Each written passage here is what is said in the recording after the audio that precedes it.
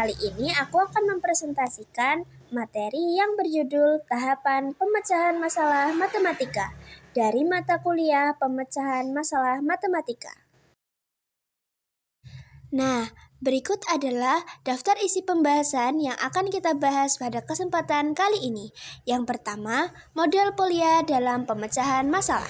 Yang kedua, model alternatif dalam pemecahan masalah. Dan yang ketiga, penerapan langkah-langkah pemecahan masalah dalam konteks sekolah dasar. Materi pertama yang akan kita bahas adalah model Polya. Tahun 1973 dalam Tisngati 2026. Tahapan pemecahan masalah menurut Polya sendiri terdiri dari: yang pertama, memahami masalah, mengidentifikasi informasi yang diberikan dan apa yang diminta. Yang kedua, membuat rencana, menentukan strategi yang digunakan dalam penyelesaian masalah. Yang ketiga, melaksanakan rencana, menggunakan tahapan yang telah dirancang untuk menemukan solusi. Dan yang terakhir, mengevaluasi dan merefleksi, memeriksa kembali solusi untuk memastikan bahwa hasilnya masuk akal. Yang kedua ialah model alternatif dalam pemecahan masalah, yaitu model Krulik dan Rudnick. Model ini menekankan pada langkah-langkah sistematis yang dapat digunakan oleh siswa untuk memecahkan masalah matematika. Krulik dan Rudnick tahun 1989 dalam Tisngati tahun 2026 mengembangkan model pemecahan masalah yang terdiri dari 5 tahap utama, yaitu yang pertama, membaca dan memahami. Yang kedua, menganalisis. Yang ketiga, merencanakan strategi. Yang keempat, melaksanakan rencana. Dan yang kelima, meninjau kembali dan mengevaluasi.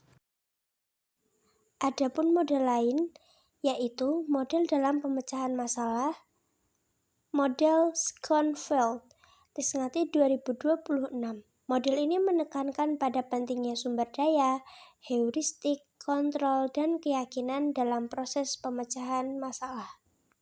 Yang dimaksud dengan sumber daya, yaitu pengetahuan, pengalaman, dan keterampilan yang dimiliki untuk menyelesaikan masalah.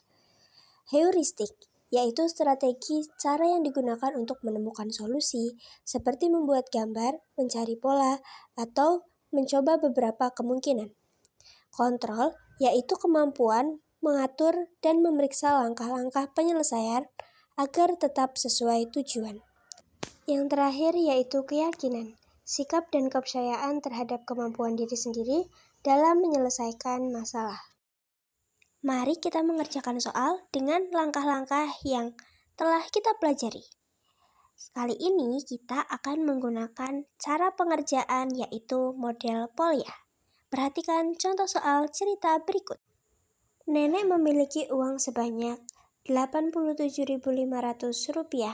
Uang tersebut digunakan untuk membeli barang seharga Rp12.500.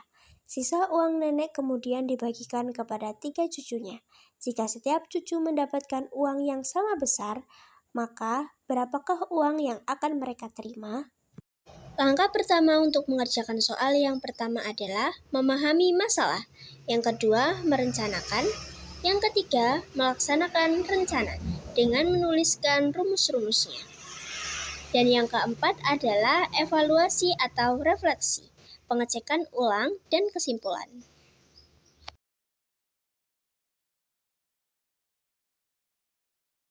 Sampailah kita kepada kesimpulan. Kesimpulannya, model Polya, Krulik dan Rudnick, serta Alan Schoenfeld memiliki tujuan yang sama, yaitu membantu siswa memecahkan masalah secara sistematis dan logis. Model Polya memberikan langkah dasar yang sederhana dan mudah dipahami. Model Krulik dan Rudnick mengembangkan tahapan yang lebih rinci dan struktur sehingga proses berpikir siswa menjadi lebih terarah.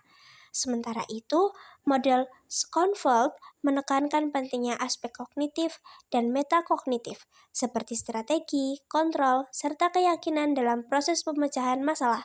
Dengan demikian, ketiga model tersebut saling melengkapi dan dapat digunakan bersama untuk meningkatkan kemampuan pemecahan masalah siswa secara lebih optimal. Semoga materi yang tersampaikan bisa bermanfaat. Terima kasih atas perhatiannya dan sampai jumpa teman-teman.